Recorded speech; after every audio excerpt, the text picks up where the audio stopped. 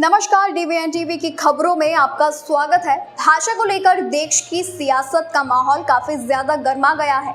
कई राज्यों में भाषा को लेकर पक्ष विपक्ष एक दूसरे के ऊपर तंज कस रहे हैं।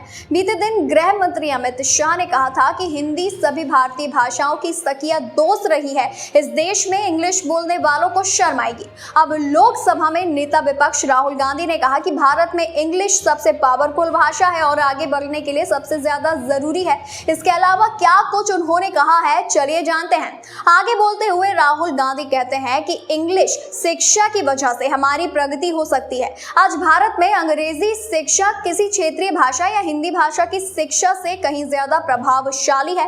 ये एक आश्चर्यजनक तथ्य है, लेकिन ये एक सच्चाई है। मैं ये नहीं कह रहा कि हिंदी महत्वपूर्ण नहीं है, क्षेत्रीय भाषाएं महत्वपूर्ण नहीं है, वे बहुत महत्वपूर्ण है, लेकिन आज भारत में प्रगति का निर्धारण अंग्रेजी शिक्षा कर रही है। इसका मतलब है कि हमें हिंदी शिक्षा, तमिल, कन्नड़ शिक्षा प्रदान करनी होगी, लेकिन उसके ठीक बाद अंग्रेजी भाषा का स्थान होना ही चाहिए। ये एक अजीब बात है, लेकिन ये एक ऐतिहासिक तथ्य है।